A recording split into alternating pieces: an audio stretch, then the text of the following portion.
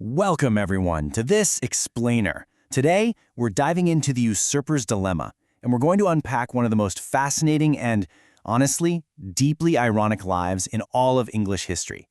Imagine this, seizing a crown primarily to protect your own inheritance, only to spend the rest of your life miserably, relentlessly fighting just to keep that crown on your head.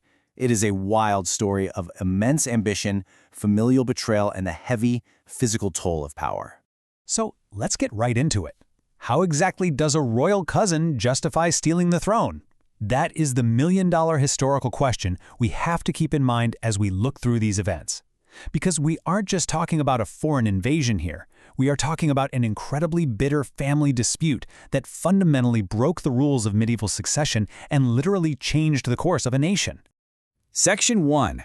The King's Capable Cousin, a Knight Undefeated. To really understand the king, we have to start with his pedigree. Born at Bolingbroke Castle in Lincolnshire, Henry was the son of John of Gaunt, who was himself the immensely powerful, ridiculously wealthy son of King Edward III. Now, this royal pedigree established Henry right out of the gate as a dynamic, fiercely well-connected noble.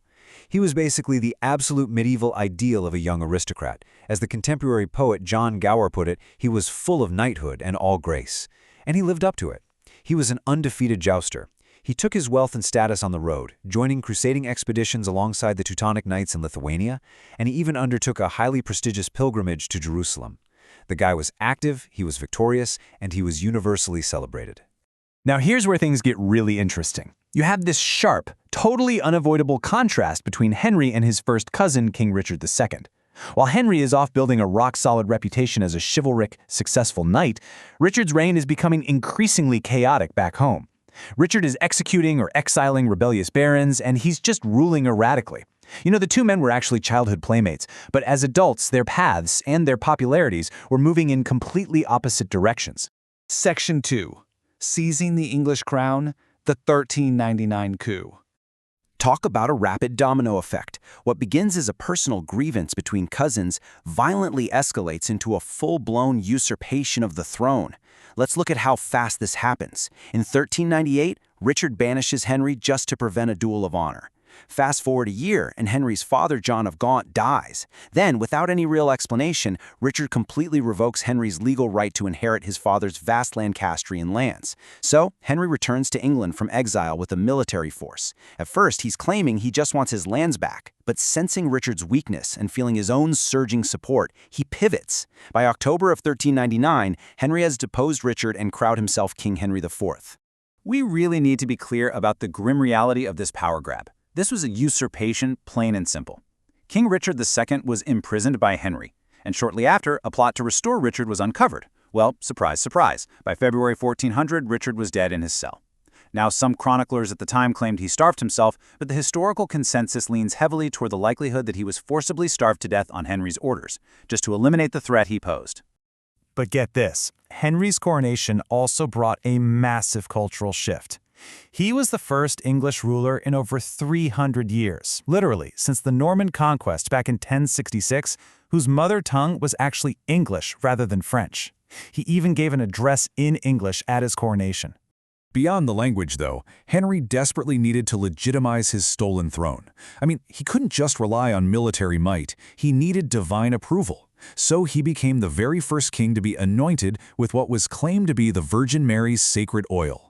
This was a hugely powerful religious symbol, completely designed to tell the populace, hey, God himself endorses this new Lancastrian dynasty. Section 3. A reign of rebellions, the price of power. Because taking the crown, that was actually the easy part. Wearing it was another matter entirely. Every single year, Henry faced unyielding pressure.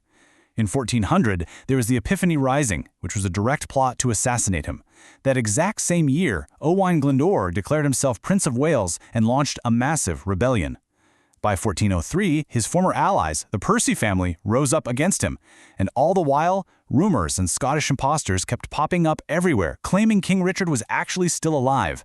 This constant unrest culminated in some incredibly brutal conflicts, like the 1403 Battle of Shrewsbury. This is where the famous military figure Henry Hotspur Percy was killed. It was a vital victory for the king, but it came at a horribly high price. In this very battle, Henry IV's eldest son, the future King Henry V, took an arrow directly to the face. Fortunately and amazingly, he survived to help secure his father's realm. Section 4. Illness, Death, and Legacy. The Sickly King. The relentless stress of the crown brings us to his tragic final act. The once undefeated Golden Knight was ultimately broken by his own stolen kingdom. The contrast with his youthful vigor is just devastating. In his later years, Henry suffered from a painful, disfiguring skin disease. Historians still debate whether it was leprosy or psoriasis, alongside severe acute attacks that caused near-fatal collapses. And because he had actually executed a rebellious archbishop back in 1405, a lot of his contemporaries viewed his agonizing, mysterious physical decline as literal divine punishment. And you cannot make up the dark, poetic irony of his end. It had long been prophesied that Henry would die in Jerusalem. Given his youthful crusades, Henry took this to mean he would finally return to the Holy Land and die leading a glorious crusade.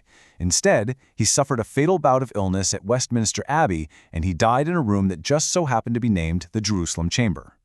But even in death, Henry was playing politics. Unlike his predecessors who were buried at Westminster, Henry actively chose to be buried at Canterbury Cathedral, right next to the shrine of the martyr St. Thomas Becket.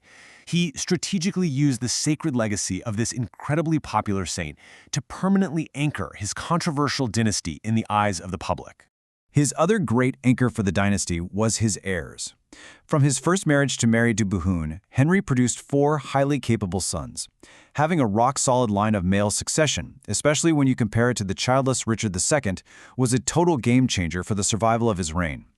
It secured the Lancastrian dynasty and completely set the stage for his famous son Henry V to take the reins of government. Which leaves us with this final, incredibly provocative thought to take away. Henry IV fought his entire life to protect his lands and his family line. But by breaking those sacred rules of succession and usurping the throne, did he actually secure his inheritance? Or did he simply lay the violent, unstable groundwork for the bloody Wars of the Roses that would tear England apart just a few decades later? It's a fascinating question, and one that absolutely makes you reevaluate the true price of power.